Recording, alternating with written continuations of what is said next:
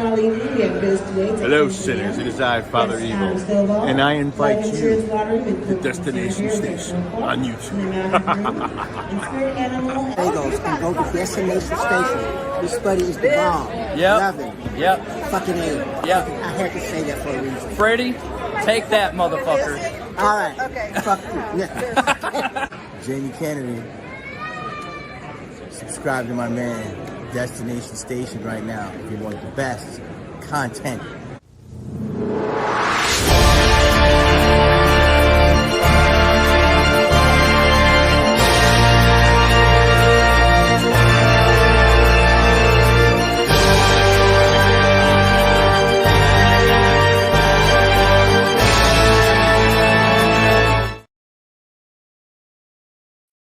What's up? Welcome to Destination Station. As always, I'm Destin. Thank you for clicking on this video.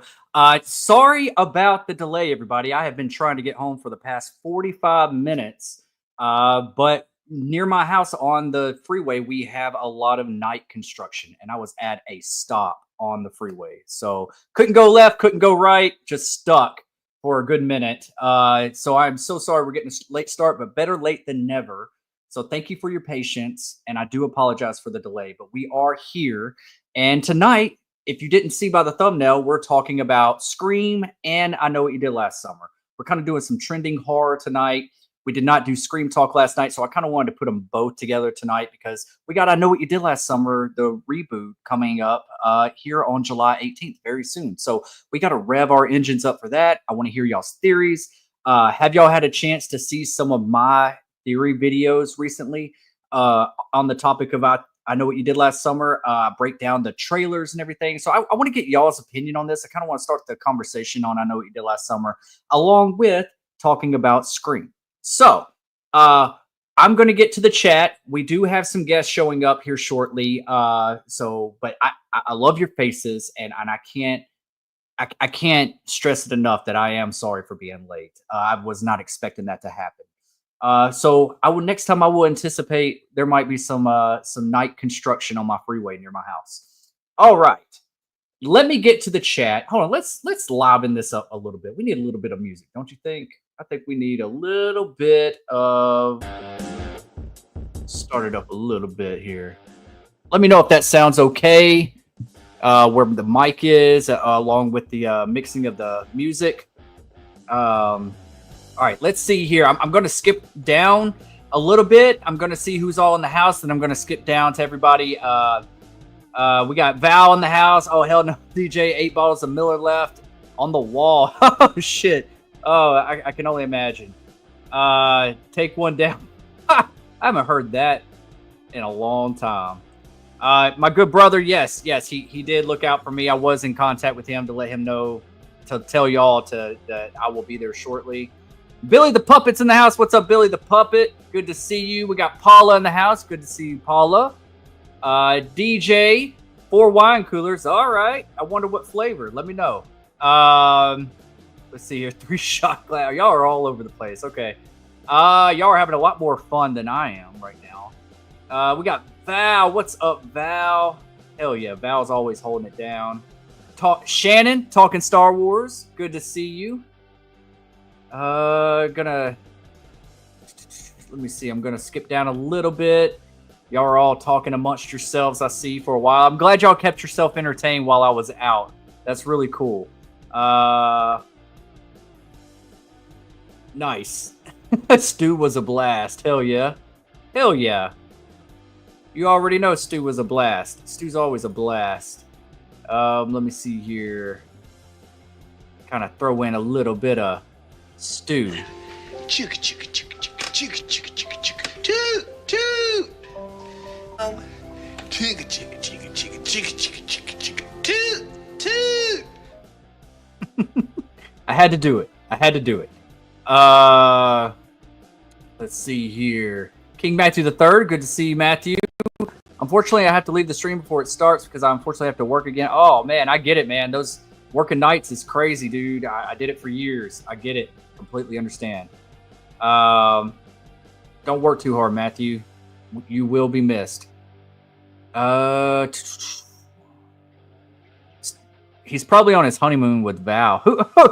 Yeah, I must have missed something. I must have skipped over something. I don't know what you're talking about there. Cancun honeymoon. Yeah, Cancun's cool. Been there once. In the words of Stu Mocker, I'll be right back. Hell yeah. I'm a now you see me, now you don't. I'll be right back. I had to do it. Surprise Sydney. Hell yeah. Oh, y'all want some screen talk. Okay. Nice. What do y'all think? Okay, let's start. I'm still gonna stay in the chat. Super chats do go to the front line, but it's definitely not necessary, especially not tonight. But I'm gonna go ahead and throw this out there while I get through the chat as well. What do you think about this whole talk about that we're gonna get like a Olivia and mixed with a Olivia kill mixed with a Casey Becker kill? Like it's supposed to be as brutal as that. Like I want to hear your thoughts. Do you think that's going to be like the opening kill? Because I know Mason Gooding said something about it a while back about that they do something with the body that's so horrific that he couldn't even believe his eyes or whatever. I'm paraphrasing here, but there's also rumors that they're doing something really brutal with a kill here that's going to be on the level of Olivia or Casey Becker, kind of mixed between the two. And you know, those are pretty brutal kills for both entries. But the only thing I can think of is like hanging a dead body by your intestines, because Olivia, you saw her intestines. She was pretty much, her insides were out. And then Casey Becker was hung by a tree. So it makes me think that maybe Ghostface is going to go as far as like hanging somebody by their intestines. That'd be crazy. That'd be sick, but that'd be crazy. I love it. But let me know what you think about that, since y'all are on some Scream talk already. But we are going to get into some I Know What You Did Last Summer. Are y'all excited about I Know What You Did Last Summer? It is sneaking up on us. I mean, it's unfortunate that it's coming out a week after Superman, 2 weeks before Jurassic World, not Dominion, but not that piece of garbage, but Jurassic World Rebirth, which I already saw and I got the review up. I got to see that early. But yeah, I mean, like, I know that those are like, you know, big blockbuster movies, but you know, with I Know What You Did Last Summer, and I know it's like a 4th of July type of horror movie, because that's what it's like set around. It's crazy that they're still sticking with this, like I don't know if it's smart or if it's suicide to put it in the month of July right now with all these juggernauts of blockbusters that it has to compete for, because I feel like those movies are going to get a little bit more traction even after. They're going to have like several weeks of good revenue, and I hope it doesn't diminish or take away from I Know What You Did Last Summer, its financial success. You know, like I don't want this movie to fail because a sequel has already been greenlit. But you know, like we discussed before in the past, that you know, like even a lot of the Halloween movies back in the day weren't even in the month of October, and they did well. Like Halloween H2O, I think it was like in July or August or something. Same thing with the Rob Zombie Halloweens. I don't know if I Know What You Did Last Summer should have moved months, even though it's not going to line up with the holiday that it's surrounded by. Or do they feel like they have such a big hit that no, we're not afraid, because word of mouth, everyone's going to be shocked about this movie. I wonder which way it's going to go. I hope it's a success. I hope I'm shocked. I hope they got a badass entry here. But yeah, I'd like to hear y'all's thoughts about that. We do have someone knocking at the door. It's my brother from another mother, holding it down while I was out. But here he is. What's up? I shot him 6 times. What's up, bro? I hope everybody's having a great night tonight. As you know, Destin just got back from my niece's celebration of life. It was a beautiful service, and just happy to be here with you all, you know, and stuff, and hang out and talk some I Know What You Did Last Summer and some screaming. I agree with you, because I was listening back there to everything you said. I think that this I Know What You Did Last Summer is, given what's coming out, what they're up against, I think word of mouth is going to help this movie, as long as it's good, you know, attract some new eyeballs. Yeah, absolutely, dude. I think that, like, that's the one thing that, you know, I know we've discussed it before. Man, what a beautiful dog. Thank you. Say what's up, Tom boy. He doesn't know he's famous right now. Yeah, he doesn't. He don't care as long as he gets his rubs. There you go. Yeah, man. I think that, like, you know, we've talked about it before with I Know What You Did Last Summer coming out in the month of July, a week after Superman of all movies, and 2 weeks after a Jurassic World, Jurassic Park movie. It's crazy because usually horror movies don't want to compete with that type of ball field, you know, like, like, I mean, even though it is a little bit, it's horror. So you're going to get those, you're going to get a different moviegoers, but Jurassic Park's a little horror, you know, but those are more family action blockbuster movies. Yeah. Like adventure, action adventure. Yeah. Yeah. And they're higher budget. So they got a lot more money that they have to recuperate. Yep. And I Know What You Did Last Summer, it could be very successful with like a quarter of the fraction of what those movies are going to bring. Right. Absolutely. So, but it also makes me think because like they had to have known that Superman and Jurassic World was in this month. So with them choosing to stick with this date, it makes me feel like they're very confident in the movie. You know what I mean? That's what it tells me. Because I mean, you don't compete with these big franchises, especially a Superman movie or a Jurassic World movie. It's just you're not going to win. But they could win. They could. They're not going to bring in as much as those movies, but they could definitely win off of being profitable. You know. Right. Absolutely. Yeah, I think so too. That's why I'm thinking it's more of a confidence choice. That they're like, no, we have something really good and we're going to stick to this date. And then it's going to lead into August because it's going to be July 18th in the next couple of weeks. And they're looking to get as much money as they can before that Conjuring movie comes out. You know? Right. Because I think that's the next like horror movie that comes out. If I'm not mistaken. Yeah, I think that's like early September. Is it early September or late August or something? Yeah. Late August, early September, something like that. Yeah. I'm excited about it, man. I Know What You Did Last Summer, man. We're still breaking those down every single day. Like we find new things in the trailer and all the TV spots and stuff. Man, I'm just wondering what else are we going to find? What else is going to be dropping before the movie comes out? And with this being Scream and I Know What You Did Last Summer talk, are we going to get a Scream trailer teaser at the premiere of I Know What You Did Last Summer? I think it's possible. Something small, not a full trailer, but something small. Right. No, I agree with that.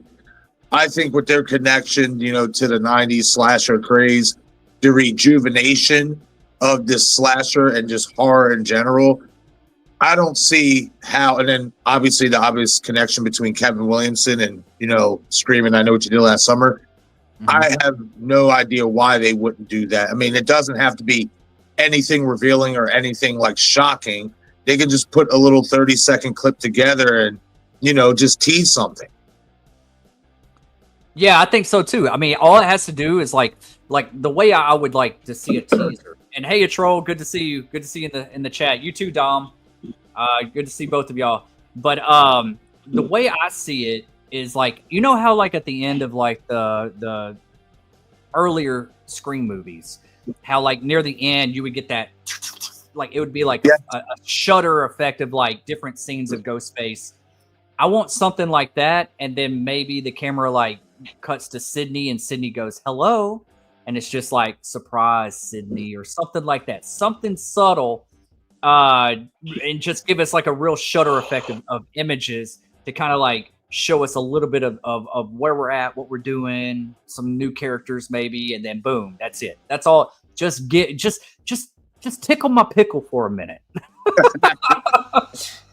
I can't wait till February, man. It's too long of a wait. It's too long of a wait. I feel that, but I'm not gonna lie, man. I'm liking this slow burn, man. I really am. You know, I think that along the way, we're going to get a lot of ample stuff to chew on, even if it's not like overtly spoily. I just feel like we're going to get a lot of good stuff along the way. And I'm here for the ride, man. Like, listen, we talk about it all the time. sometimes especially when you're going through changes like the Scream franchise had, you got to slow shit down. You know what I mean? Even though the studio wants to pump them out, pump it out, you got to sometimes slow this shit down so that you can get the best version of what you're trying to sell. You know what I mean? And with Kevin Williamson, you know, in the director's chair, and I'm sure kind of helping Guy Busick, you know, tweak the script a little bit. I want that slow burn. I like it. Don't get me wrong. I want the movie to be here sooner rather than later, like everybody else. But I like this slow burn, man, because I just like this build up, this anticipation, man. I'm digging it. Yeah. And with the greenlit of Scream 8, man, I hope we get like something before the release of Scream 7 that's like, hey, Scream 8's in production. Scream 8, they've already started filming, you know, or something. So we know that that's coming like right after, you know. I will say this real quick. I mean, for all we know, especially since, you know, they greenlit Scream 8, for all they know, they could have shot something. I mean, if we think this is going to be a cliffhanger style ending, they could have already shot something like a little mini trailer or something like that for Scream 8. Man, that would be crazy, wouldn't it? That would be really, really crazy. Like, man, dude, I hope they got something fresh like that up their sleeve, man. Because, I mean, if they got Scream 8, you would think they want to do like another trilogy, right? So we might even get a Scream 9 soon. If Scream 7, Scream 8 might be one big story, and then we might get the Scream ends of what Halloween ends was supposed to be. You know, like they might be like, you know, skip some years and now it's like, all right, now we're going to Scream 9. So, or are they going to make it like Scream 8 and they're going to close the book for a little bit? Right. I don't know. I mean, if they do 8 right after 7, we get it pretty close. I'm okay with it taking a little bit of a nap. Like we can take a little break.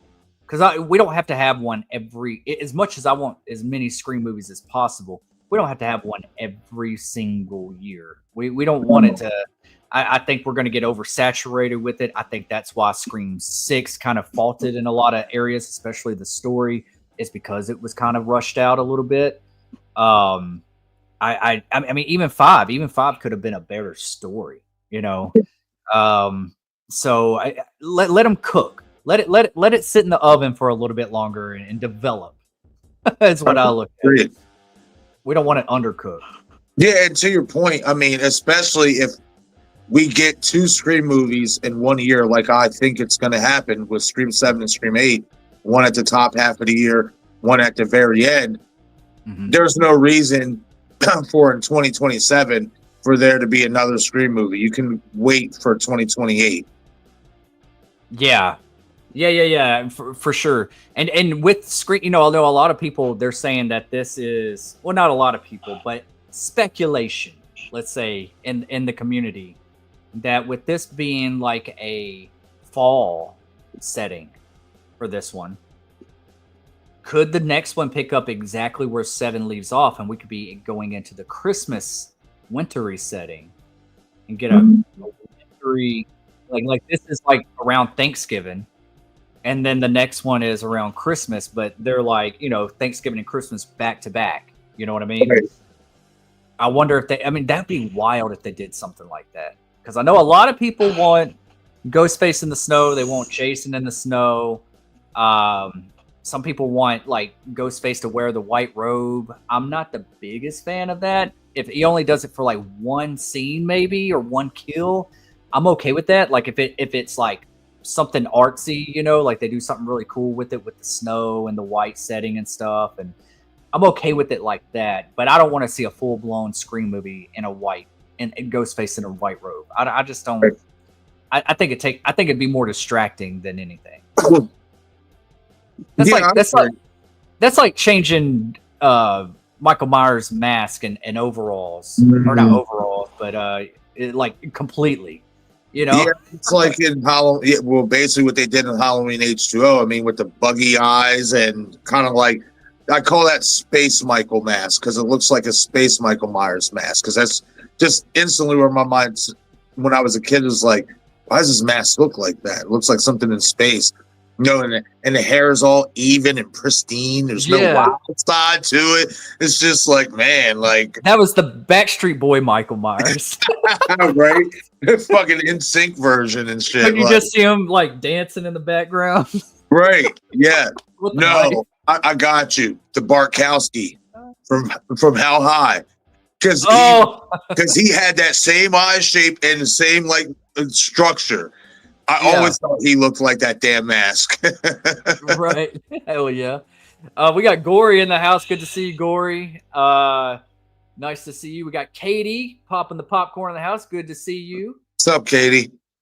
We got Patricia Taylor. Hello, Patricia. Good to see you. Thank you for hanging out with us tonight. I'd like to hear y'all's theories on this. What are you more excited for, everybody? Scream 7 or I Know What You Did Last Summer reboot? I mean, I feel like I know like the majority of the consensus will be on that, but I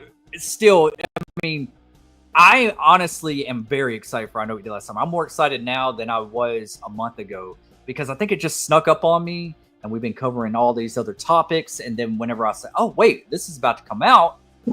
And then we got that second trailer, man, my hype level just went through the roof. Right. So, and it's going to hold me over until we get Scream, you know? Yeah. So we do have a super chat in the house that I do need to get to real quick. We got a couple of them, actually. I'm going to go in order, and then I'll get back to the chat. Super chats do go to the front of the line. Thank you. I appreciate it. It's not necessary, but it is much appreciated, and it helps us keep our content alive and give us good quality content at that. But Shannon, good friend, talking Star Wars, with a $2.79 super chat says, I think Stevie Sarah Pigeon's character is a Fisher woman. Ooh, man. What do you think about this, Marcus? Well, we talk about this all the time. Yeah, we talked about it a little bit, and I definitely see that could happen. I think if you look at the trailers, all of them, you know, the TV spots, everything. I can't wait to release my video tomorrow to see what you guys think about what I've found as well and stuff. But I'm 50-50 with her. I feel like out of all of the like new characters in regards to looking suspicious, she has looked the most suspicious, but I think that they're doing that intentionally to swerve us. They're giving us something, you know, to chew on and be like, oh yeah, this girl here, she's definitely could be the killer. You know what I mean? She's giving off these type of vibes, but I think that they're doing that intentionally in the trailer to swerve us, and subsequently it's not going to be her. But I still have her on my suspect list because of how suspicious that character looks in those trailers. You know, we talked about it with the whole necklace bit, you know, and stuff. Like once in the scene of the crash, she doesn't have a necklace. Then, you know, the next year she does. So could that be something sentimental to whoever, you know, was in the crash, so on and so forth? Could she be the new Billy Blue, so to speak? She's the one with the secret, but she turns out not to be a killer. Or this time around, they do have Billy Blue be the killer, you know? So, or Billy Blue's daughter. I mean, that would be Ray's daughter. Oh yeah. That's right. Right. That's what I'm saying. Because remember, to Melissa Egan, Ray was Billy Blue. That's right. You know, That's right. And stuff like that. So I feel like somebody, I mean, they've hyped it up in the trailer. One of them is going to have a secret. One of them is hiding something, and it could be her character. And they could either make her a killer, or they could do what they did with Ray in the original and just have that character have this big secret, but they turn out not to be the character. But she is definitely suspicious for sure. Yeah, absolutely. I'm right there with you, dude. And Shannon, I think that she's got killer written all over her forehead.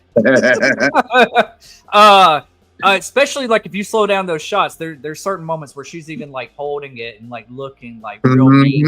And you know, she might be the one with the secret, but she might also not be the killer. She might have the secret, but she might not be the killer. You know what I mean? She might just be the answer to the killer. Great or point. Something. Yeah. So, and I'm hoping we got more than one killer. I really do. I hope they do that. Wouldn't it be crazy if they do the whole 3 killers like Scream 6 did? That would be wild. I think this. I think there could be 3 killers either revealed in this film, or because we already know that I Know What You Did Last Summer, or whatever they're going to call it. I'll never forget what you did last summer, whatever they're going to call the next one. We know it's already green lit. So either this is going to end on a cliffhanger to where we get 2 killers, but then maybe there's another killer out there, or we're going to get 3 killers revealed in this one, but maybe, just maybe, one of them actually lives and they come back in a sequel, a la Ben Willis. Man, I want as much as like a lot of people are like, "Oh, he's dead. He's not coming back. They don't think it's going to be him." I want it to be him, dude. I want him to walk out at the end. I want the feeling that we got at the end of I Still Know What You Did Last Summer, where the "Hi, Dad," and he walks out. It just took it just kind of like amplified the intensity of the scene. Like, it was just like, oh shit, now it's serious, because you take him serious, you know. Oh hell yeah. He seems like a badass, like a serious, like he means business, like he don't care. Right. And, that'd be really cool if like, and I'm gonna call it, man. I think Stevie's at the top of my suspect list. I really do. I think, or maybe one of the cops or the mayor along with it, because in the trailer you see them like tapping on the glass, but it never shows who's tapping on the glass. And could that be one of their parents that's in a political figure? Because they do really have a nice house. I mean, they're a bunch of rich kids, right? Right. And we're going to see a bunch of pretty people get murdered. Like, don't we love that? Right. So I wonder if it's something like that, you know, but there's got to be a reason why you're going to wear the slicker. You're going to wield the hook. Because without it being connected to the original somehow, then you could just be any killer. And I know that was like the original killer, and they're like just like a copycat at this point. Yeah. I want it to be more than just a copycat. You know, I want it to be somebody. There's a more reason why they're wearing the costume and wielding the hook. You know. Instead of just keeping the legend alive. Because if that's the case, then they would have started killing a long time ago if they just wanted to keep the legend alive. So it's a long time. It's personal. This is personal. Even Julie says it in the trailer. And now, we also do have to keep in mind that not everything we see in these trailers and these TV spots happened in the movie. Right. You know, because remember, you know, with Scream 6, they did us good. They did us dirty with that, you know, and stuff like that with a couple scenes, you know, the whole I'm different, you know, and stuff like that. Like, that didn't make it into the movie. So, and that's why I brought up, you know, certain aspects that I caught from a TV spot. Like, to me, there's 2 different ways on how the accident could happen. One of them is the one we see where, you know, you hear Danica scream Teddy's name out and he dodges out of the truck's way and then it starts to swerve. But then there's another one in the TV spot where Teddy's fucking around, you know, agging on the car to hit him. And then Milo's character goes and saves him and stuff like that. So I love what they have done with the promotional leading into this movie, especially with the trailers, because they're making you think. You know what I mean? They are really making you think. And I hope that this movie, when we get to the movie itself, it makes us think just that much on who the killer is. I do not want it to be so obvious. That's what Scream 5 and Scream 6, you know, that was their issue. We knew who the killers were.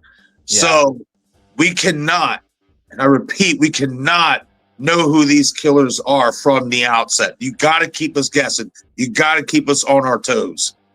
Yeah, for sure, man. And that's another thing I wanted to bring up. And I am going to get to the next super chat. I do see we got another one. But I just want to kind of like wrap this up here. Why is our main cast, why are they broke down? Did they hit something, or did their car break down? Or are they trying to do a prank on somebody that they know that's coming that direction?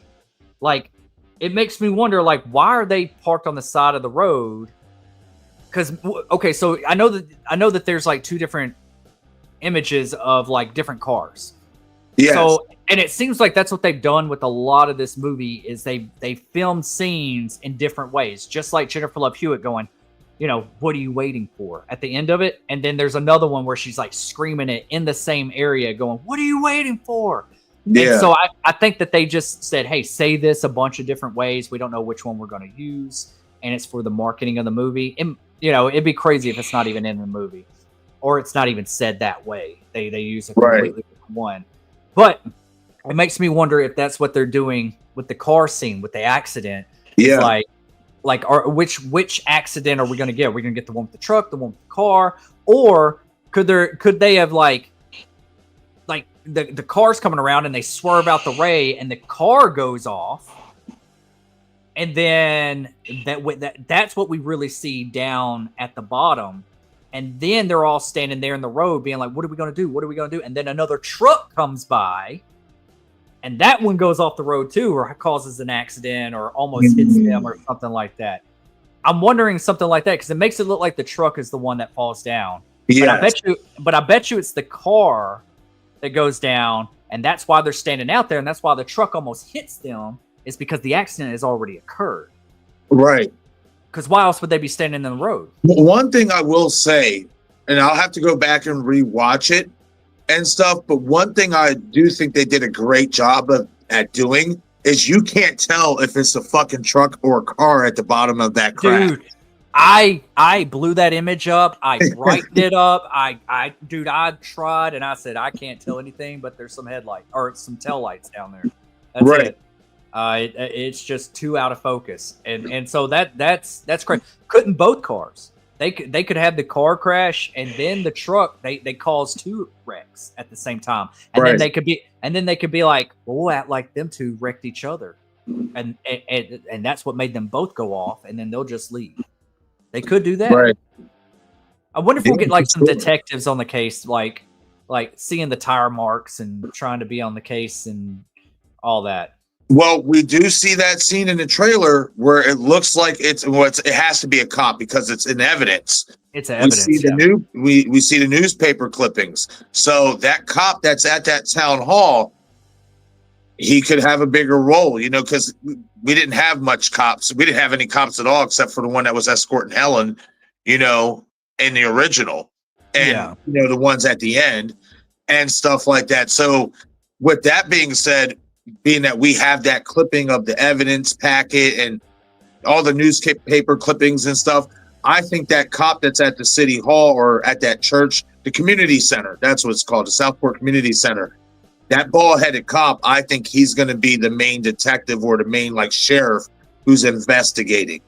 Like he's ahead of it. Like they're trying to get to the bottom of it. And then that's when they realize, oh man, this actually happened a long time ago in the same things, and maybe somebody's trying to copycat and kill the victim, because it looks like that. It looks like he's trying to kill the victims in the similar areas that the other ones died in. Yep. What did I always want for Scream, dude? I always wanted them. I want them to bring like Ghostface being in Woodsboro and killing people in similar fashions at the same locations, like Casey Becker's house, Principal Henry's office. But it just plays out a little different. That's what I want. And I want to know, is this the exact curve and location that the same wreck happened? I mean, I can tell that it's like on the same cliffside, but is it in the same exact location? That's going to be weird if it is. I think, I mean, from how it looks, it does look like it's going to be something like that, like the set pieces that they use, because you were right. This film wasn't shot in Southport, North Carolina, like the original. This was shot in Sydney, Australia, and Los Angeles. You know what I mean? And stuff like that. So I definitely do think that the road they're going to be using, bro, I mean, why would it not be the same road? That's why I think, like, to really tie everything in and the homages and just the connection and stuff like that. Like, because we got to think, before Ben Willis got hit, he had just killed David Egan out on that cliff. Yeah. You know what I mean? Like, So, or I mean, we never did see David get killed, but nah, Melissa, yeah, he's dead. But yeah, he's dead. I just, sometimes you kind of just, when you don't see it happen on screen, you get ideas in your head. Well, I mean, maybe, you know what I mean? Like, and stuff like that. But that, bro, the way I look at it, that cliff is fucking cursed. It is. It really is. But I just wonder if it's like the exact same location though, like the same spot, which would be really wild and be like, okay, it's got to be connected to the original somehow. Right. Yeah, dude, you're right, man. Like, I do think they break down. I do. I think something happens with their car, because there is a shot in one of the TV spots where they're literally just standing there, like, no panic, no nothing. It's like they're waiting for somebody to come along and help them. Yeah. And it looks like the truck is like speeding. So, yeah. That's dude, it's gonna be very interesting to see how this really plays out, because there's a lot of different ways that they can go about it. But yeah, Shannon, thank you so much for the super chat, much appreciated. And I think we're on the same wavelength here. I'm gonna give you a little clip, and I think that we need to do a little bit of. How did you get to that? Okay, Trucker, you need to. Is that a thong you're wearing? What the fuck you say? You have a thong on? Yeah, I'm wearing a thong.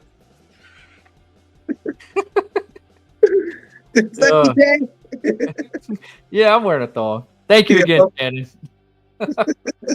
I know we got a couple other super chats in the house. I will get back to the beginning of the chat, but super chats do go to the front of the line, and very much appreciated. Billy the Puppet with a $5 super chat says, I just wanted to say hello to everyone. It's me, Oliver.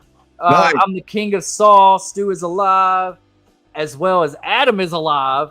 I've said my piece. Let's go Scream 7. Oh, man. You are the king of Saul, man. Stu is alive. Adam is alive. It's a good time to be alive. Right. Our franchises are alive. Jigsaw's still alive. It could be still alive. I wonder how they're going to do the next one.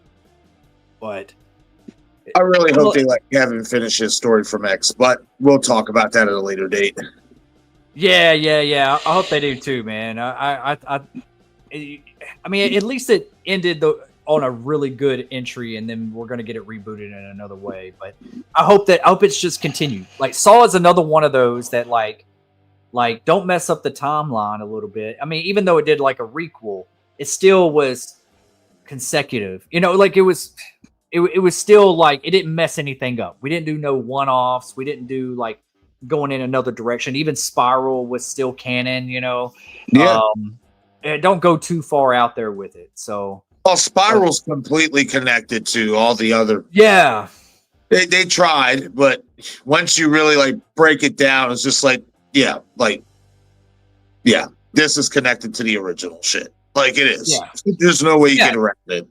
I don't want them to ignore it either. Even if they brought the character back, and if you haven't seen it, I'm not going to give any spoilers, but even if they brought that character back just to get killed off at the beginning and then go in your own direction, at least do that. At least do that. I agree. So yeah. Stu is alive. I agree. That's why we all are on the Stu train. Chicka chicka chicka chicka chicka chicka chicka chicka toot toot. Chicka chicka chicka chicka chicka chicka chicka chicka toot toot. Never gets old. It doesn't, man. Never gets old. I got to get some more Stu clips for sure. Man, I love it, man. I love it. I'll be right back.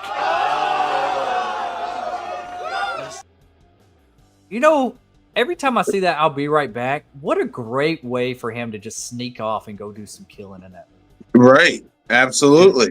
I always think, I was like, man, that's so clever. And you never expected that he was the killer when you first watched that movie. No, but Randy kind of foreshadowed it too with what he said after that. See, force the laws, you end up dead. All right, I'll see you in the kitchen with a knife. Yep. And And that's where he was. he ended up in the kitchen with a knife. Yep. Randy was always one step ahead of everybody. That's why I wish they would have let him live. Even in 2, man, he knew the killers already. Yep, Mickey. Yep. Val says no white robe for Ghostface. Yeah. I agree, bro. Yeah, I agree. I mean, I get it. In terms of like, I guess the snow setting, it would look pretty cool. But my thing is, if you're going to do something like that, it has to have something like great meaning. And like, I'll put it this way. If you're going to go like the cult angle and, you know, like Stu's this like whole cult messiah type thing, I can see that. But at the same time, it's not Scream to me. You know what I mean? It's the traditional black robe. The only thing that should be white is the fucking mask. Yeah. You know, it's tradition. You know, like Hallie said in Scream 2, it's tradition. Yeah. I believe it too, man. Like I don't really want it either. I mean, even look at It's a Wonderful Knife, and that was like a white robe. And Yeah. I didn't. And as much as that movie was a little bit fun and everything, I do need to rewatch it. I haven't seen it since I saw it in theaters. The white robe didn't really do much for me. It wasn't really menacing to me. And all I kept thinking is like, oh, so this is what the Ghostface costume would look like, Right. if it was a white robe. So yeah, go watch It's a Wonderful Knife if you want to kind of get an idea of what that white robe could possibly be in the snow. But we do have another super chat in the house. I do want to say hey to Emo Love Kitten. What's up? Welcome to the stream. She says, you know, Stu could be grooming the kid. I think Stu's definitely grooming everybody. I think he's the head honcho for sure. Absolutely. I am going to get back to the chat, but we do have another super chat in the house, and it's our very own DJ Plays Favorite with a $3 super chat. Go DJ. That's my DJ. That's our DJ. Always got to do it. He says Scream 7 needs to go back to its roots.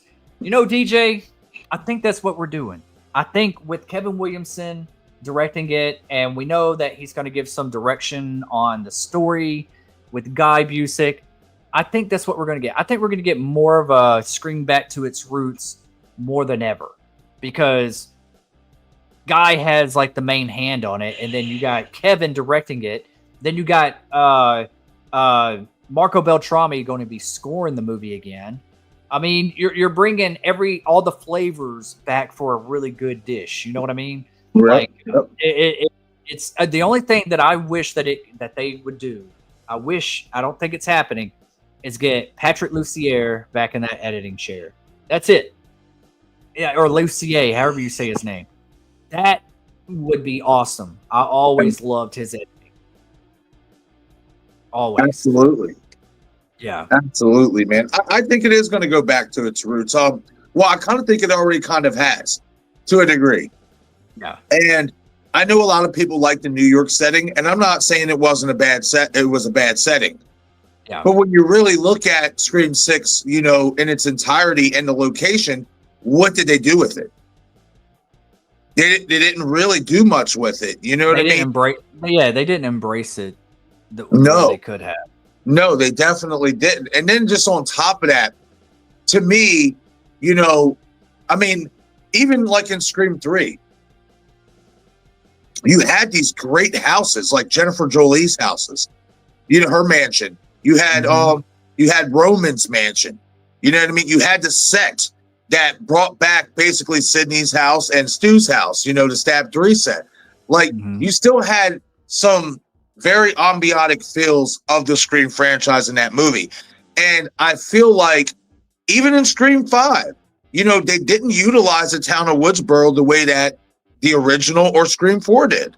Oh, you know, and I feel like in Scream 7, with what we've seen so far through, you know, set photos and stuff like that, being set in this town called Pine Grove, Indiana, whether it turns out to be a real town or a fictional town within the movie, it feels like a Scream movie. It feels small town. It feels like Woodsboro, even though we're not in Woodsboro. You know what I mean?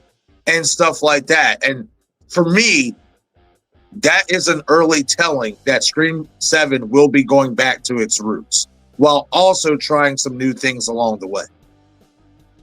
Yeah, it's the same thing, man. Like I think that, and you know, and I think that with, I know what you did last summer, and I know I keep on going back to it, but I think that they need to do that.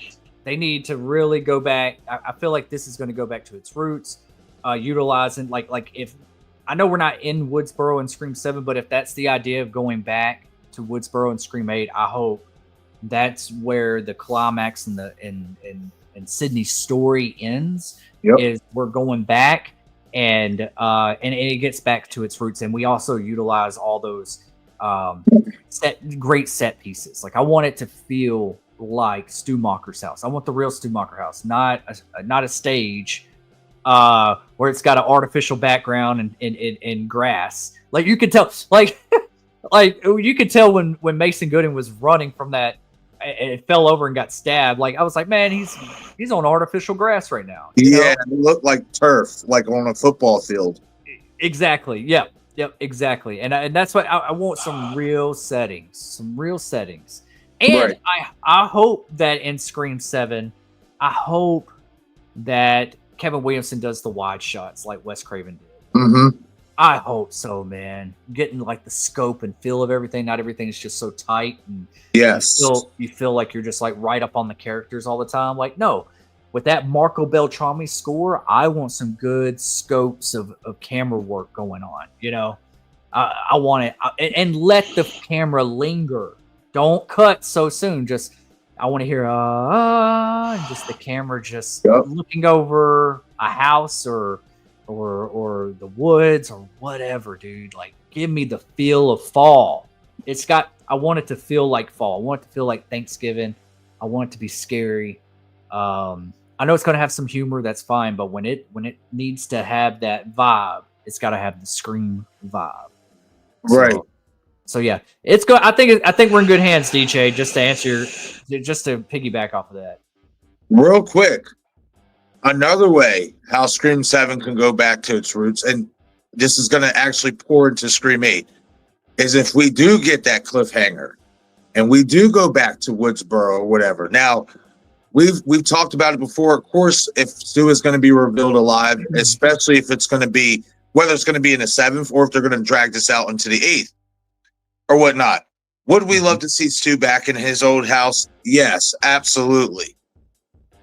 But when I think about it now, if you're talking about going back to its roots, especially if you're going to do something that has, a flashback of Maureen, Billy, Roman, and that, something from that night or whatever. Yeah. To me, and Halloween Kills missed out on this opportunity. But to me, if we're going to get Stu and Sydney to have a final clash, it shouldn't be in the Mocker house. It should be in Sydney's house where it all began. Dude, that would be so tight. Because like Scream 3, we kind of got a little bit of that. Yes. The whole chase scene. But like where the mom, like I always assumed before I saw Scream 3, I always assumed the mom, Maureen, was killed like in a hotel room. I don't know why I always thought that in my head. I think because of Roman's camera of like seeing her walking in with Billy's dad. I think I always just kind of like imagine it that way. It never occurred to me that I did not know the location of where her mom died. And it looks like it was the master bedroom, the mom's room. So that's crazy. That's wild. So that means that Sydney was home when her mom got killed. Man, how could you still live in the house? Like, I mean, I couldn't do it, man. I couldn't do it. Yeah, I've always felt like, I mean, and that's, every great horror movie has certain questions that you want answered once you like really like theoretically break them down and stuff like that. And it may never, get answered, and I don't expect it to. But, I've always, wondered because of how they layered that out in regards to how Sydney, like, found her mom or saw Billy and stuff like that. Like, my big question is, if she was in the house, how didn't she hear the attack happening, and stuff like that? And whether she's entering the house or whether she was in the house, you know what I mean? What led you? Did you hear something which led you out of your room or whatever to where that's how you saw Cotton, aka Billy, leaving the scene in Cotton's jacket? Because, you know, she says it herself. I seen him leave wearing it, you know, and stuff. So that tells me that during the attack, Sydney was somewhere in that house. Yeah. I would think like peeking out the door, seeing who left the room. Right. That's what I would imagine is like she's peeking out the door and it looks like it's Cotton. Or, you know, maybe this could be another scenario. Sydney's just coming home, maybe getting dropped off by Tatum, or she got dropped off by Tatum up the street, and she's walking up and she sees what looks like Cotton, which is Billy, walking to a car, to Cotton's car, whatever, and stuff like that, or whoever's car they're using, and she thinks it's Cotton or whatever. That could also happen as well. Maybe she wasn't in the house. But I've always wanted them to kind of explain that a little bit better. Yeah, me too, man. But yeah, I think so too. If we do a flashback, man, I want Liv Schreiber back. I do. If we go to Marine's murder and all that. So, I mean, there is supposed to be a special cameo in Scream 7 that hasn't been announced, and that's not going to be announced. And I know a lot of people think it could be, you know, Skeet Ulrich or Emma Roberts and stuff like that. But I feel like if it's a special cameo, it wouldn't be somebody that we already have an idea to be in this movie, you know, because being that they're bringing back Stu and Roman, we kind of already think that even with Jack Quaid's comments, you know, about him not really being able to talk about Scream 7, it makes you think in some shape, way, or form, will we see every single killer through AI or something like that show up in this movie? So if it's going to be a special cameo, in my opinion, it would be somebody that we haven't even thought to talk about. It could be Cotton, bro. If we're going to do this fucking like flashback style shit, it could be Cotton. Dude, that would be so awesome. That'd be awesome. Great. 100% Cotton. Oh, hell yeah, dude. Man, I love it, man. With this, Scream 7 needs to go back to its roots. What's up? Think about it. Because remember what Gail said to Sydney. You know, basically, Cotton, he was drunk that night. He left his coat at your mother's house after your mother seduced him. So for all we know, you know what I mean, and stuff, we could get a scene of Cotton leaving the house. And then that's when Billy, Stu, or even all three, or Billy and Roman, whoever, that's where they make their move. That's how they get where they, you know, decide to get in the house and stuff, and, you know, do what they did. Yeah, because that's why the front door was unlocked or whatever. Like Cotton's leaving, and then they sneak in. But Sydney only saw Cotton; she didn't see them sneak in and do it. Right. So yeah, dude, that'd be wild. Oh yeah, we just need to kind of see how that orchestrated a little bit. Right. But DJ, yeah, man, I agree with you. Scream 7 needs to go back to its roots. I every time I hear roots, like go back to your roots, I always think of that Garth Brooks song. Blame it all on my roots. Yeah. I showed up in boots and ruined your black tie affair. Last one to go. The last one. All right, I'm done. We'll leave it with a little bit of a happy dance.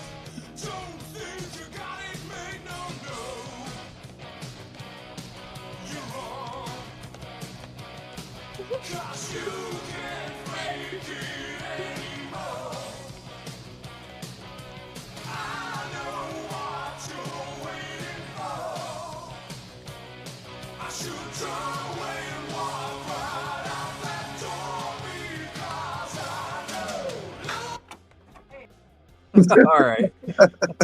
Hell yeah.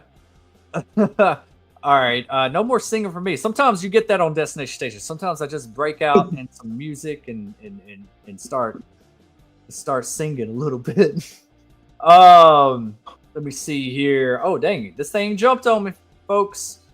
Thank you again, DJ. I really appreciate that $3 super chat. Let Looks like we got another super chat in the house. Man, y'all coming in strong tonight. Coming in strong. Good to see. Man, I appreciate y'all. I appreciate y'all a lot. Got Billy the Puppet. Ooh, with a $5 super chat says, questions I need answered to. Number 1, who let Adam out of the bathroom? Ooh, let's start with that one first. You're the Saw guy, so I'm gonna leave this one to you. Who let Adam out of the bathroom, or do you even think that Adam was let out of the bathroom if he is still alive, which we do think he is? Well, I know, Gordon did tell him he was going to come back for him, and a lot of people think that if Adam is alive and that he got let out of the bathroom, it would be Gordon. I personally think it was John himself because of what we've seen in those basically extra scenes from Saw 3 with Amanda and stuff like that. Now, I do wonder, because I want to go back and kind of like watch it. I wonder if those were deleted scenes or were they just added to the unrated. I haven't seen Saw 3 for a while, so I can't remember and stuff. But I would like to think in the middle of Amanda doing what she was doing, John followed her down there and intervened. And at that last second before she could actually kill Adam, John stopped her, because when we see her get up to go to the bathroom and stuff, John, he was sleeping at first. Well, at least faking it, in my opinion. And then when the camera cuts back to him after Amanda walks out, his eyes are open. So I would like to think it was John. We all know that John was always one to give second chances. I mean, I know he let Adam rot in there for a good bit, and stuff, but maybe he did that also as a way to test Amanda to see where her mind was at with this whole partnership that they were doing. You know what I mean? And stuff like that. And I personally think John was the one who went down there and stopped her from killing Adam. Because again, and nobody could ever answer this question, who's taking the photos after the events of Saw 1, Saw 2? So who's taking those photos that we see, especially in Saw 4 with Riggs? They're the same style of photos. So for me, it would be John himself. Yeah. I think so too. That's always been a question. Just like the question was like, how did they get that? What was it? The key behind the eye? Yes. And it was Gordon. Yeah. So it's like somebody's got to be doing this. But that leads into the second question that Billy the Puppet has. Who's driving the car in Jigsaw? I've always wondered that same thing, because in Jigsaw, which we're going to be watching that here in a couple of weeks on my channel, you got to remember where that barn took place at the original game. That was Jill Tuck's family's barn, John Kramer's wife. So in my opinion, if nobody else really lived out there or knew about that location, it has to be somebody who is involved with John. You know what I mean?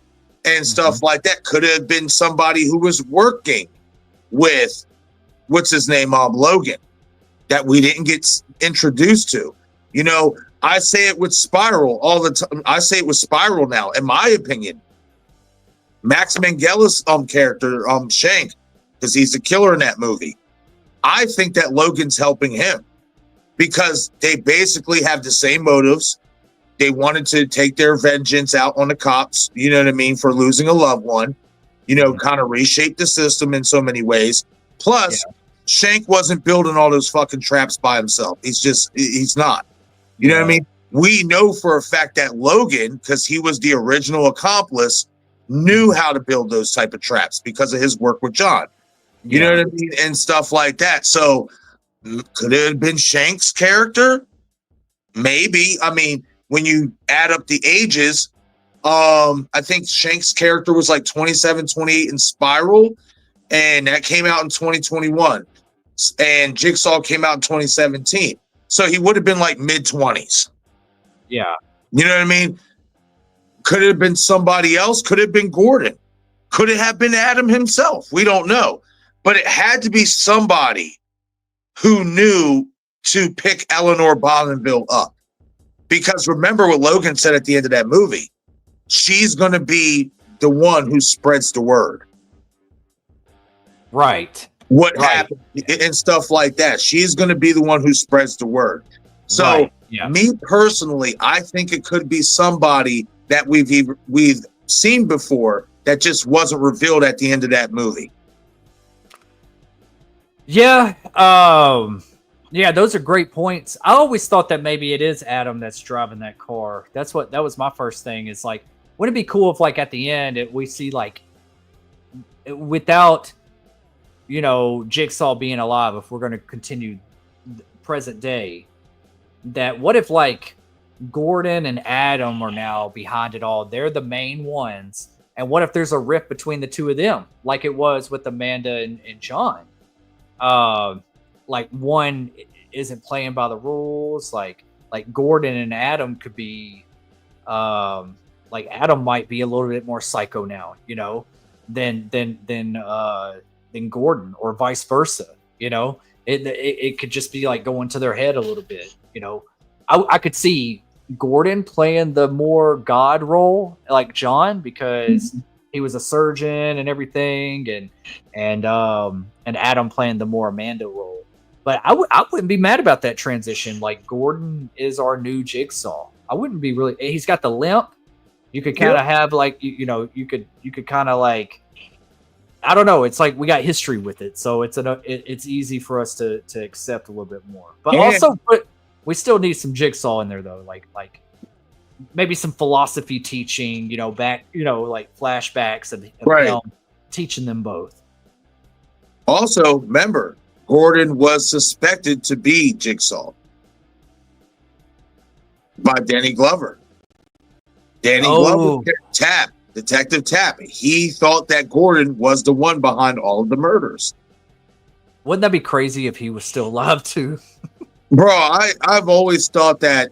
I mean, they did it in the games. Yeah. You know what I mean? So, I mean, it'd be a stretch because then you'd have to find somebody new to play his character. You know what I mean? Because Danny's up there. I do think he is dead, but you could always, I mean, he got shot in the chest, right? I mean, stuff like that isn't always an instant kill as people think.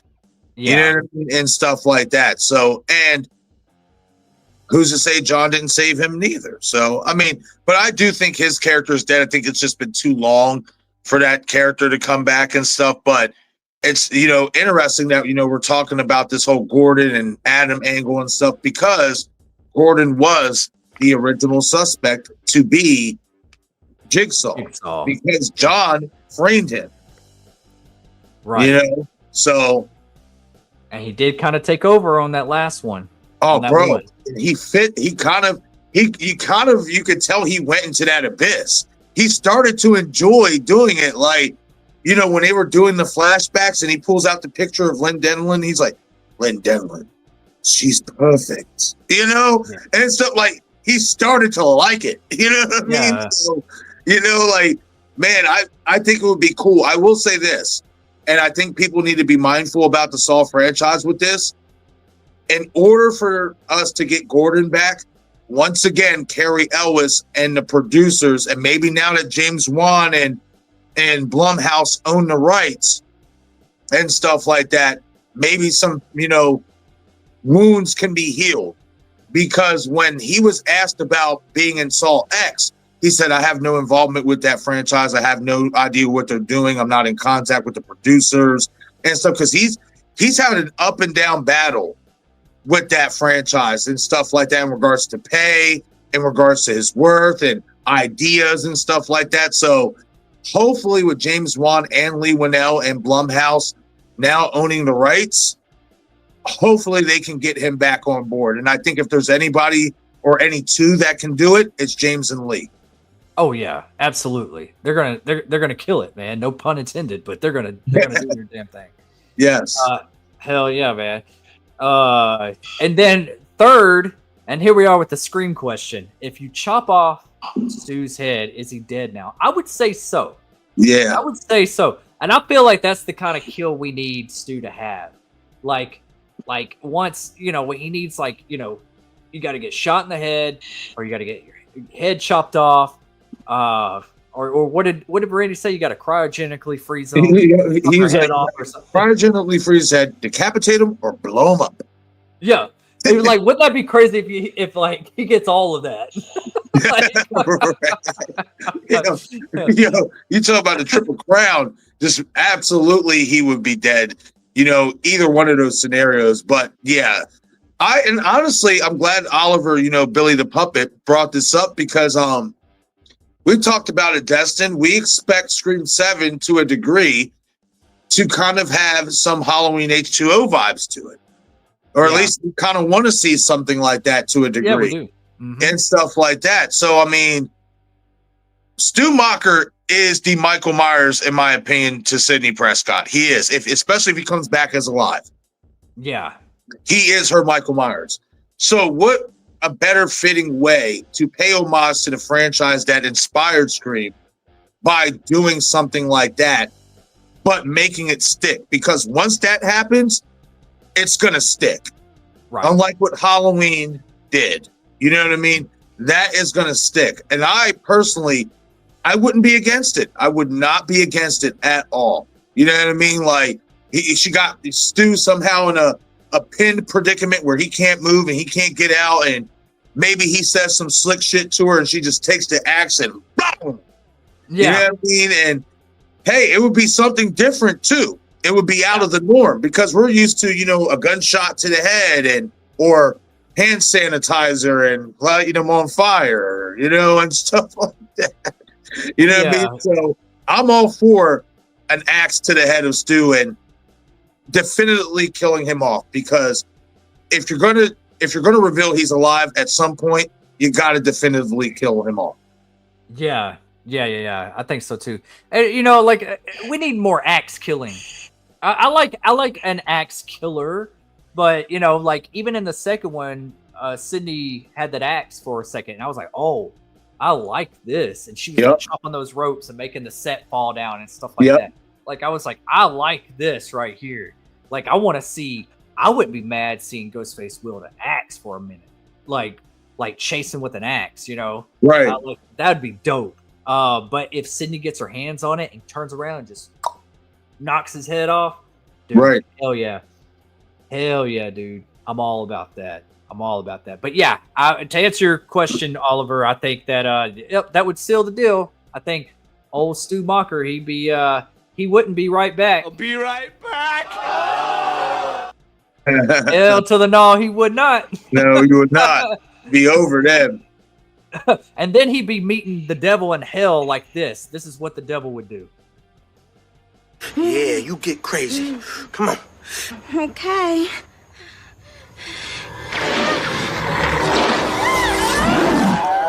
All right, motherfucker. Let's get it on.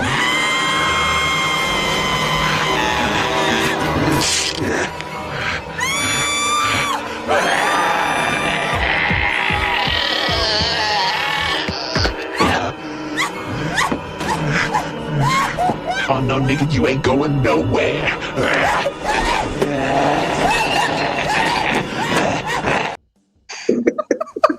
It's old. That caught you off guard a little bit. You're like, what? His scream is kind of similar to Stu's when the fucking TV's about to fall on his head. Yeah. Yeah. I need to get some more clips of like Little Nicky or something like that with interacting with like the devil in hell. Yep. Put another pineapple apple up his ass. Yeah. That's what Stu would get if he goes to hell. Yeah, right.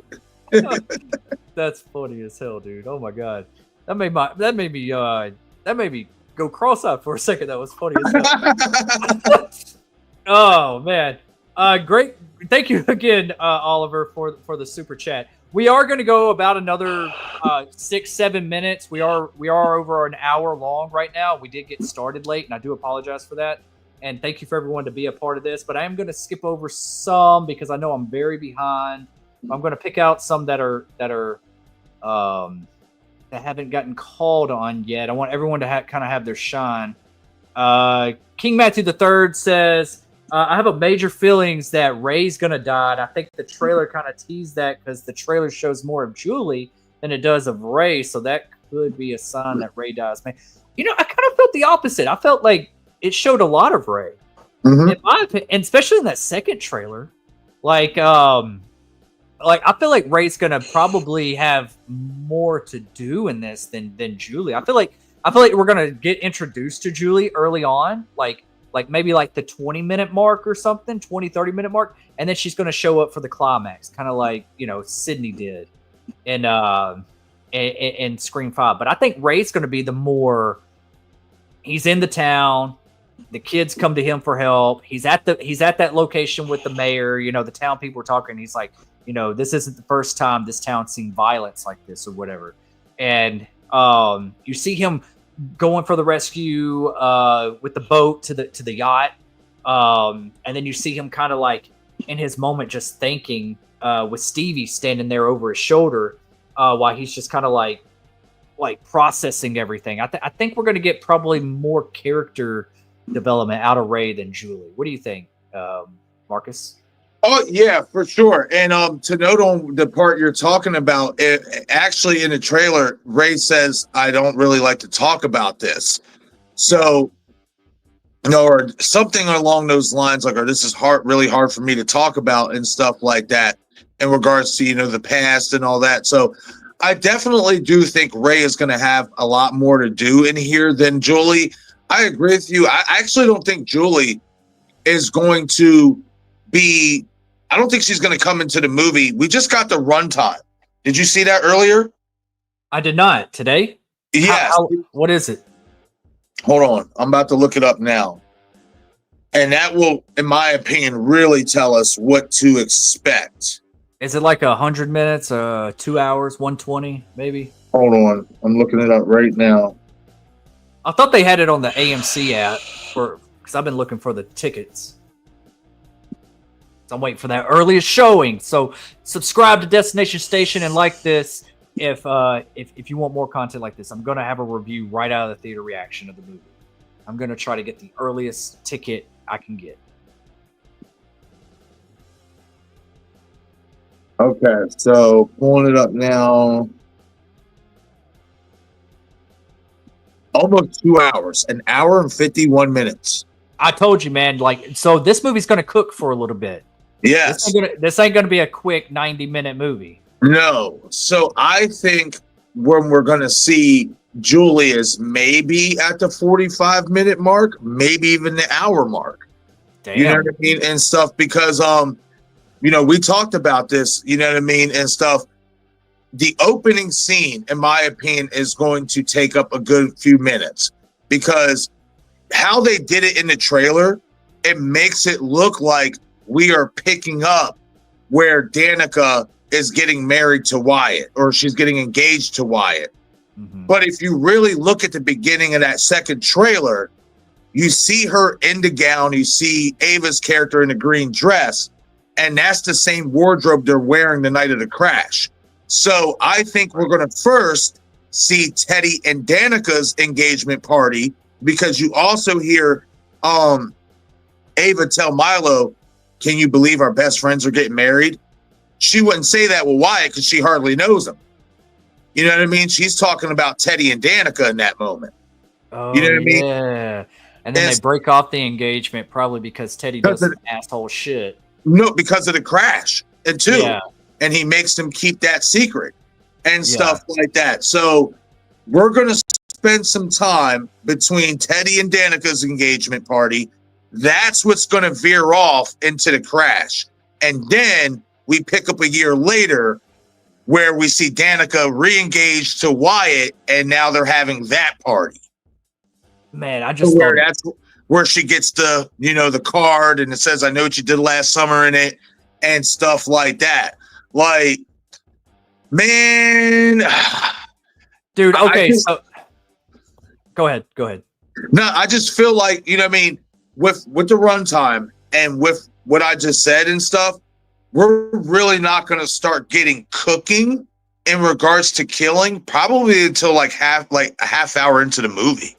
Right. You know what I mean? Right. Maybe 40 minutes, something like that. Unless we get an opening kill. Right. Well, And a flashback. I mean, that could happen too. You know what I mean? But I don't think it's going to happen that way. I think they're going to spend some time.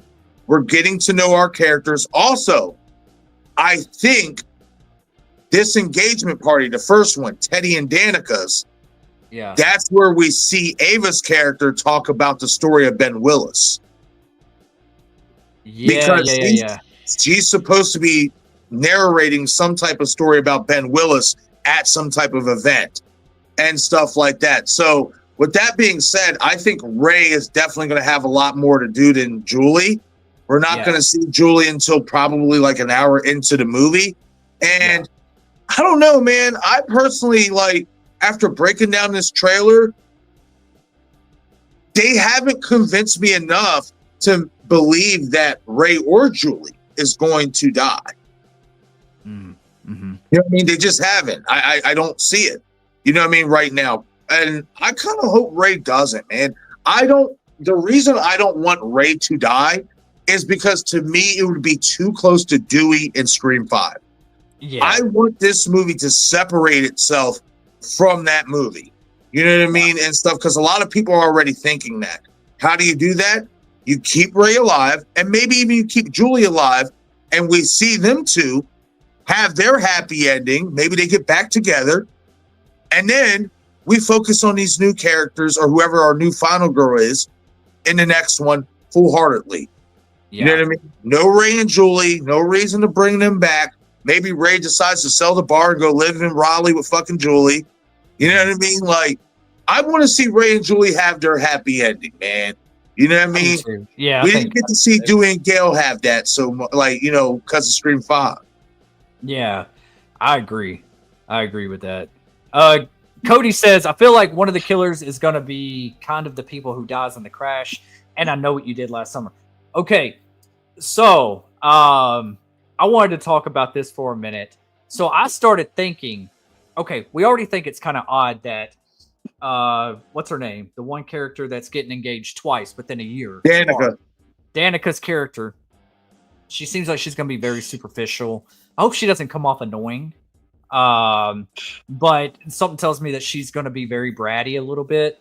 And then, so let's say the first one, like her and Teddy are together. They're supposed to get engaged. And then the night of their engagement party, that happens, which destroys their relationship, however, reasonings and everything that's going on. And then, the very next year, she's engaged to, what's the new guy's name? The other guy's name? Wyatt. Okay, very, very quick to be getting engaged again, but he's probably wealthy. Maybe he has ties to political party, and maybe she's marrying him because of that, and he's very popular, or whatever the case may be. And I remember you saying something, and this started really getting my gears turning. Thinking of the Town That Dreaded Sundown remake. Could his death, there's cameras, there's got to be cameras in that house and everything.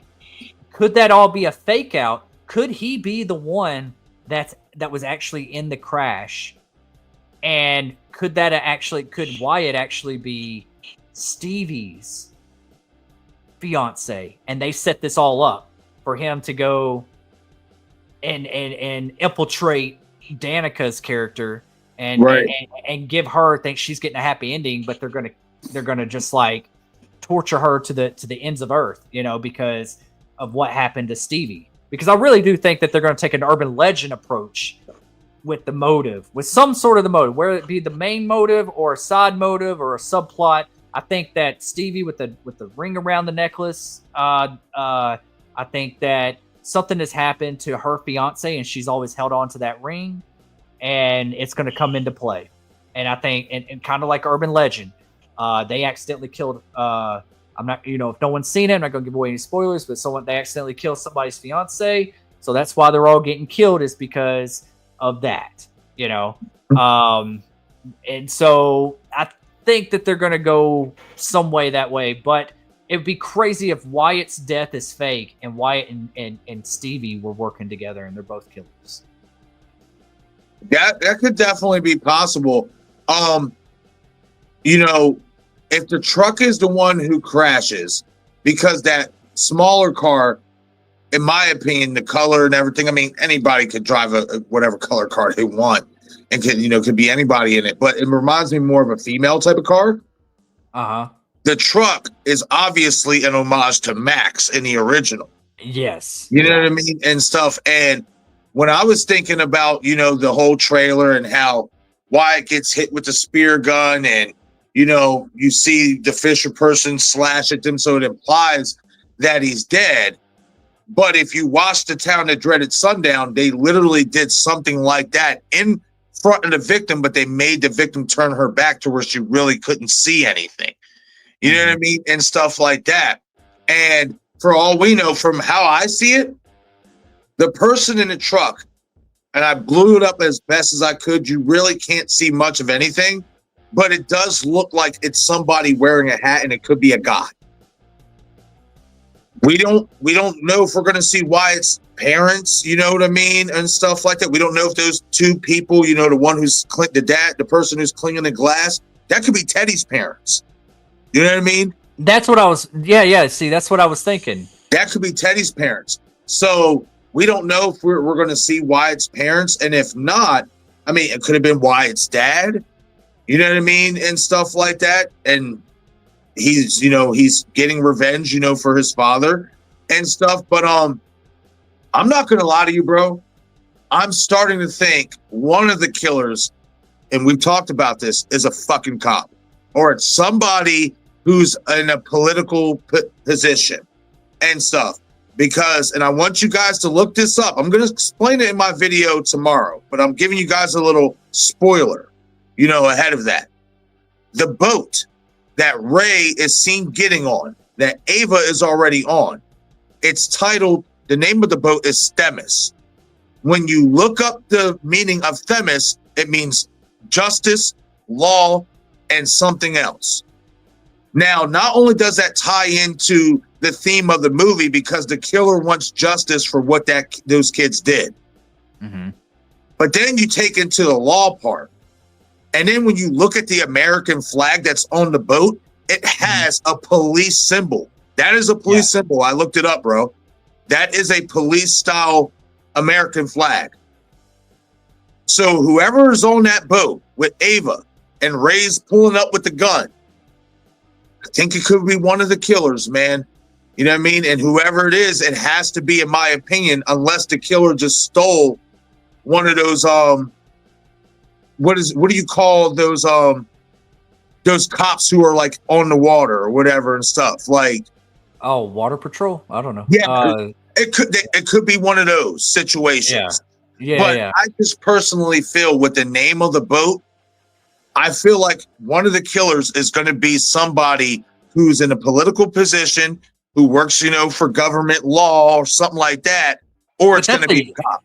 Yeah, I don't think it'd be like a working boat though, like a water patrol working boat, because it's like a yacht. Yeah, it looks like a big ass yacht. Yeah. You know what I mean? Yeah. Wouldn't that be crazy though if the cop has like its own jail cell down at the bottom of the boat? Like it's got like a little like lock and key cage. What if that's what we see when the killer's wiping the knife in front of that? I know.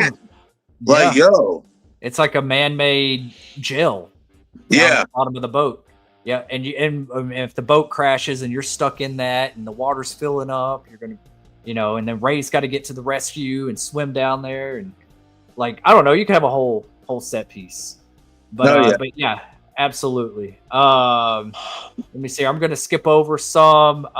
We are gonna be wrapping it up here soon. Costello, Daniel Garcia, good to see you. Have a good night. I saw Val said, watch it about Halloween Ends. That's funny. Glad for the Urban Legend remake. Me too. I think that's another one. I think we're about to, double down on that. I think we'll probably get Urban Legend next year. I think that we're going to start hearing some rumblings, more rumblings about it very, very soon. So So I would like that to be like next Halloween or maybe next September, August time. Yep. We got Patricia Taylor saying, if Stu is alive, how do you think Sydney and Gail will react? Find out if Stu who killed Dewey, and he was the one that Gail in New York in her apartment. I think that Sydney's going to be very shocked. I think Gail's going to know that that he's alive. I think that somewhere like it's not going to shock her that much. But her knowing that it killed Dewey and that's who attacked him, I think it'd be kind of cool for her to be like, well, I kicked your ass one time before, I'm gonna do it again or something, like you came in my apartment. And so I think both of their reactions going to be kind of shocking, but Gail's more, she doesn't get too shocked. She's just kind of like wooden a little bit, and I think that she's going to have some kind of smart ass one-liner that's going to be like, all right, well, I kicked your ass once, I'm going to do it again. Right. I think the most shocked Gail was, you would have to say Mrs. Loomis. Yeah, that was. That caught her ass by surprise. I mean, Roman did too, but it felt like it was more shoehorned in. Roman, it was Roman. I never really bought into that. But her reaction to Mrs. Loomis, what? Yeah, for sure. Like shit. Gail didn't see that one coming for sure. Right. That's right. We do love our friend Marcus. That's right. Thank you, Danny. I love him from one of you guys as well. Yep. Dom. Dama ding dong. I am going to skip down a little way. Sorry if I missed your comment, but I am trying to get through some of these. This jumped up. Okay, dang. Okay, I've already answered some of these. King Matthew says, how crazy would it be if the opening kill of Scream 7 is Gail? Because everyone expects her to be in the film, but what if they pull a Drew Barrymore and kill Gail in the opening? I wouldn't be mad about it, Matthew, but I don't think it's going to happen. From what we know, Gail's the one that brings Chad and Mindy into the story. So if that happens, I can't see them doing all of that at the very beginning of the movie, of the opening kill, So yeah, that I wouldn't be mad about it though. However, I do want her to be the last kill of the movie. That's a shocking ending. If we're going to leave on a cliffhanger, I want it to be a cliffhanger of a killing. That I think we've never done that before. We've never had someone get, everything's all good and dandy, and then next thing you know, someone gets a call and we get an ending cue. And the ending before the credits roll, the knife goes down to get that last blow. What do you think, Marcus? What do you think about Gail being the opening kill, like Drew Barrymore? Yeah, I wouldn't mind it neither. You guys know I've been wanting this shit to go down for a few movies now. Nothing against Gail. I love her character. I'm just, I'm ready for it to happen. But in regards to the opening scene, I feel like it would have to make sense.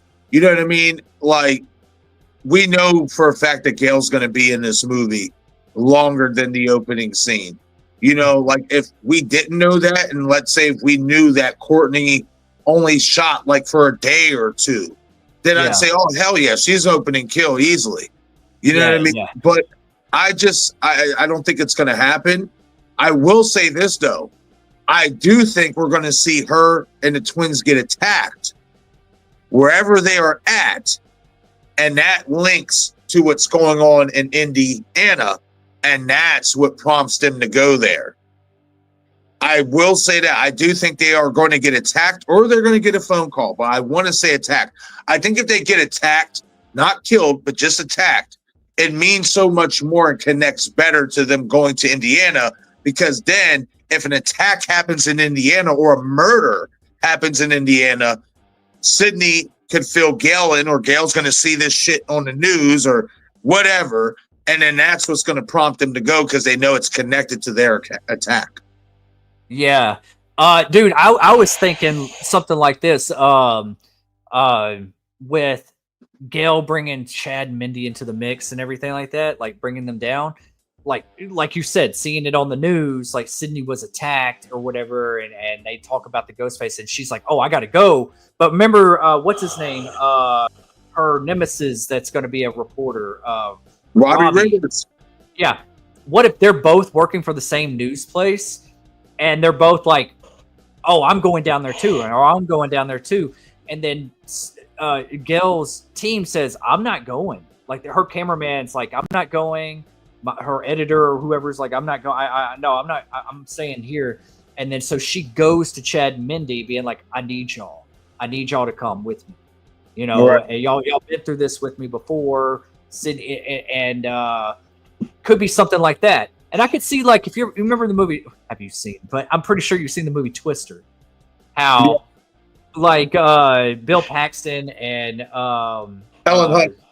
Yeah, not Helen Hunt, but the other guy who played Dr. Gordon. Carrie Ellis. Carrie Ellis.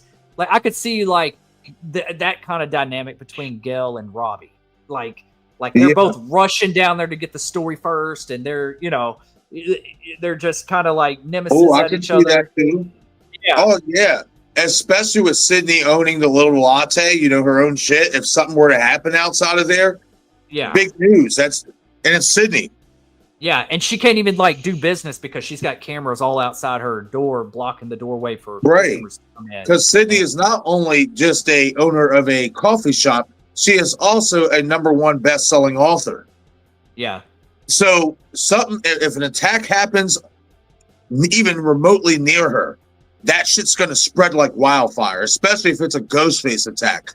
And especially if Chad and Mindy, or let's say if they are working with her and there's, no other cameraman, there's no other reporter, Chad and Mindy just work with her.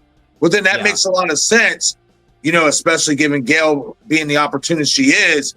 That just is an easy pivot for them to just go to get the story.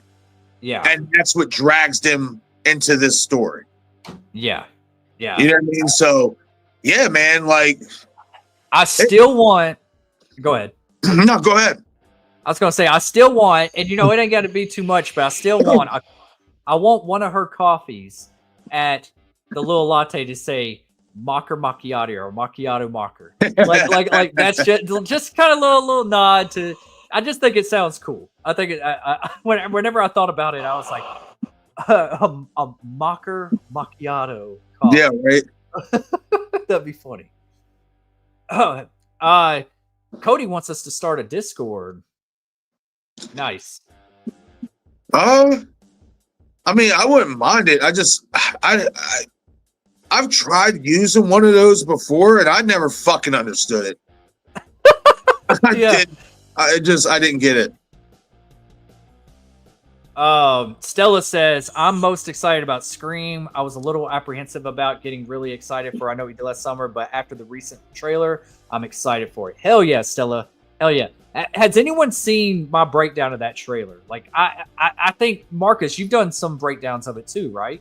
Yeah, I have it releasing tomorrow. Okay, awesome.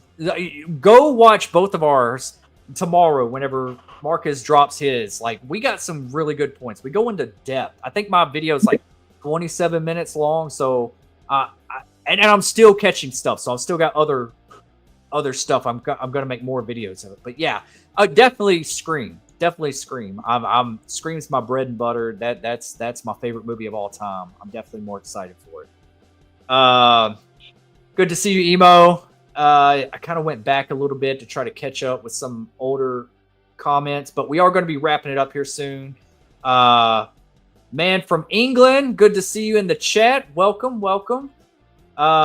Thank you again, Shannon. Stab that like button. Yeah, if you're just hopping in and hopping back out, stab that like button. It helps out the video. It helps out the algorithm, especially in the replay once this goes live. And also go subscribe to I Shot Him 6 Times. My good friend Marcus here. His link is down in the description of this video.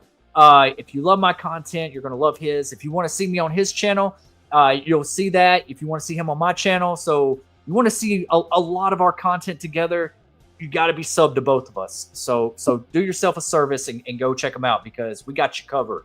We got you covered. Front, Also, back, side to whenever side. whenever we do post a stream and a video that's set to be released, shoot the notify me button so you get that notification as soon as it airs. Because sometimes YouTube won't notify you when we go live or when we have a video popping out. So as soon as you see that notify me icon, shoot that bad boy and you'll get the latest notifications on when we have content coming out. Absolutely. Yep. I'm gonna slash and gash and cut a new hole in your ass. Blood spill on the walls. Play tennis with your balls. What's up, man? Or lady, I'm not quite sure. Hey guys, this one review I saw on Twitter for I Know What You Did Last Summer makes me think they have some dope twists that reinvent this franchise. You kind of have to with this legacy sequel nobody necessarily asked for. I know, but it was a big hit back in the day after Scream. It was like, you know, Scream, I Know What You Did Last Summer. I think even Scary Movie kind of heightened its awareness a little bit too, you know. But yeah, I think that they go hand in hand. If any, with all the other stuff that's getting rebooted and now we're hearing Urban Legend, I think that I Know What You Did Last Summer was just a matter of time. I do think they're going to reinvent it a little bit with this one, especially with them greenlit in the sequel. I think they got something good up their hands. I think at first I thought it was going to be pretty generic, and it could still be. We could be completely off of with all this stuff, but I think that they are toying with us on purpose, and I think that with the runtime and the month that's coming in, the confidence that they have on it, I think we got a pretty good story. I think we're going to have a really good feel of this movie. I just hope it has some gnarly kills. Have some really cool gnarly kills. Absolutely. Have a good night, Emo. We are going to be calling it here just a minute. I'm going to go down and see who else I can who's going to be the special one that we talked to. Sorry, I'm so sorry if I missed your comment. I know I was a little late today. Let's see here. Wow, I was really behind. It's actually longer than I thought. That's what she said. Ray Nightmare in 3D says Ray holds a gun at someone at the boat. Yes, he does. It looks like he almost knows them a little bit or something. Like, I hope that isn't our Dewey moment that we're about to say goodbye to Ray. I really do. Neither. Yeah, that's gonna suck. And then, like, you know, it'd be crazy if he gets killed and then what's her name escapes on the boat. I mean, it is interesting because I talked to you about it and stuff based on what I found extra, because you guys know because I've said it a couple days ago, even on my live stream. I think Ava's one of the killers. She's my number one. You know what I mean? But I'm not gonna lie, I'm kind of like, I don't want to say skeptical, but there's a certain scene that kind of makes me wonder is she not going to be the killer? And I talked to you about it because we see her in her attire on the boat. She's wearing a red shirt and a skirt, a white skirt or something like that. And then we also see her at Ray's bar when Julie's tending to her after it looks like she gets like mildly attacked and stuff. And she's wearing the same wardrobe. But then in one of the TV spots, you see her by herself. It looks like anyway, she's by herself. And the area she looks like to be in, it looks like it's some type of police station or somewhere where it's like an education building. I say that because you'll see a shelf with books on it and stuff. And she looks outside of the blinds because she sees the headlights of a car pulling up, and it's dark time. And as we know, the scenes on the boat and at Ray's bar are during the day. Yeah. So it makes me wonder, does the boat scene come first, then Ray's bar, and then the nighttime scene, or Ray's bar with Julie, then the boat, and then somehow she ends up at this place at dark time, wherever this is at, and maybe wherever she's at in this building is going to be where our final act scene takes place. Yeah, dude. I was thinking like how it could play out is like it's at Ray's bar. Stevie gets gives her whole spiel of like her reasoning she's holding the necklace because that does look like it's at Ray's bar. And then Julie shows up, you know, like Julie shows up and sees Ava on the ground. And I pointed out in my video about her having that bloody mouth, and the slicker gets punched in the face by Teddy in that too. And I'm like, that's a what? The issue with that is that it could be different scenes. We don't know if Teddy ends up getting killed directly after being in that scuffle with the Fisher person and stuff. But when we do see Teddy crawling and it looks like he's going to die, it's at nighttime. It is. You know, and stuff like that. So that's very true. But wouldn't it be crazy? I know a lot of people speculate maybe it's Jennifer Love Hewitt, and maybe it's Julie the killer. Wouldn't that be crazy if Jennifer Love Hewitt shows up and it's her and Stevie working together? That would be nuts. And she ends up taking Ava with the yacht. Like they take off on the yacht, and then that's where Ray gets in a boat and goes chasing after him, and we get a showdown between Ray and Julie, man. And that's who he's pointing the gun at. That's who he's pointing the gun at on the boat. That would be fucking nuts, man. Right. I mean, and for all I know, because I said it earlier, you know what I mean? The shot that I was talking about where you see Ava's character in this building and she's looking outside the blinds and she sees a car pulling up, that might not even make it into the movie. You know what I mean? But just seeing those three scenes in particular, it really hooks you in as to, okay, how is these going to fucking play out? Like, what order are we going to see this play out? You know what I mean? Because the girl's wearing the same clothes. You know what I mean? So, bro, I'm telling you, if they make Julie the killer, I'm not against it, bro, because it's something that we would never fucking expect or see coming, man.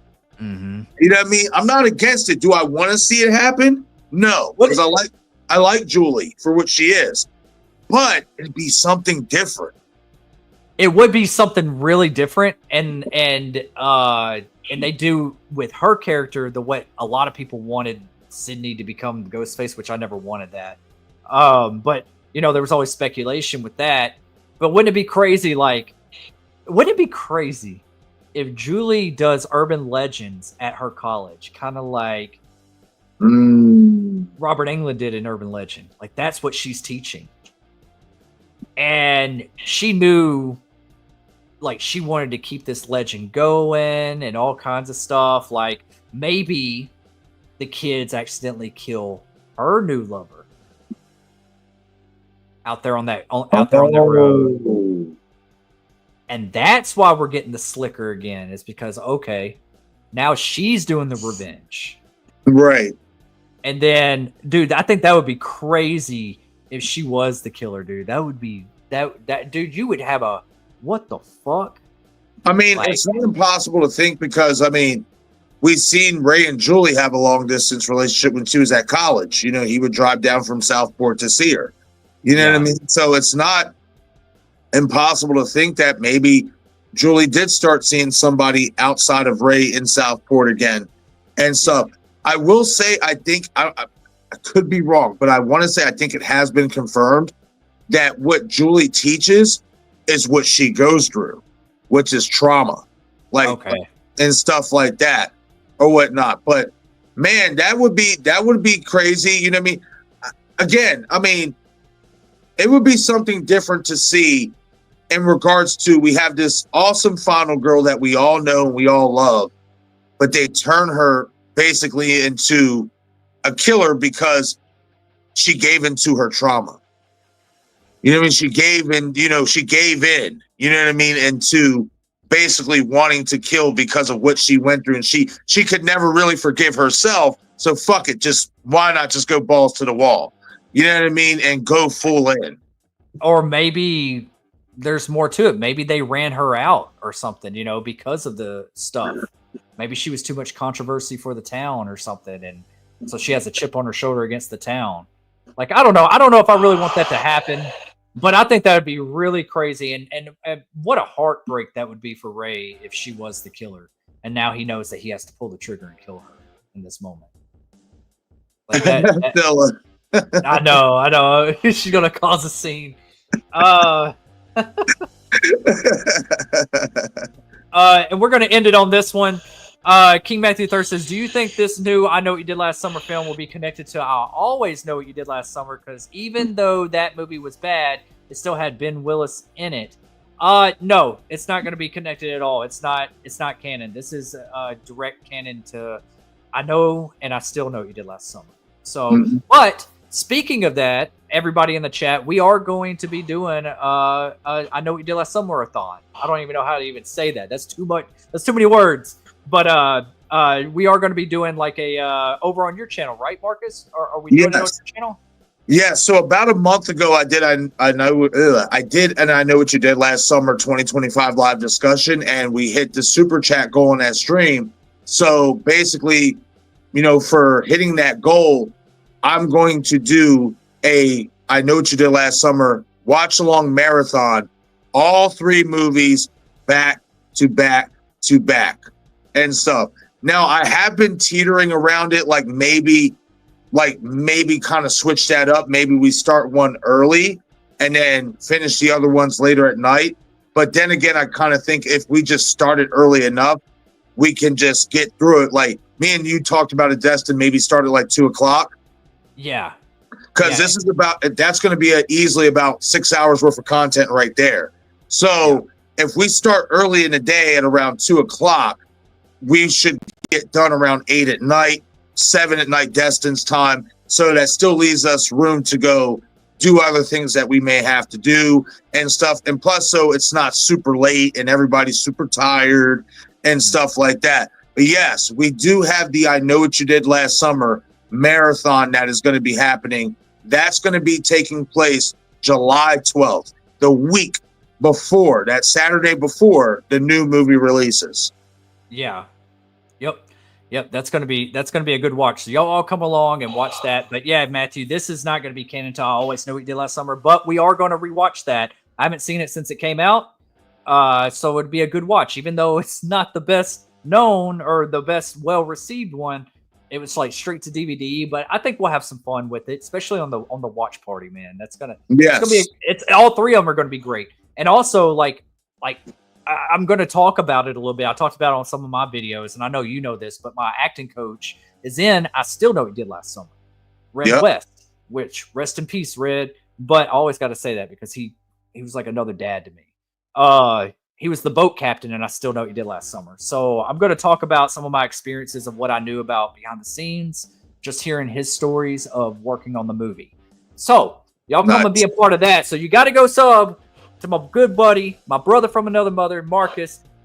Link is in the description of this video, so you can be a part of those watch parties and check out his content. He does have some I Know What You Did Last Summer content dropping tomorrow, and go back and watch some of my breakdown videos. I got some of that.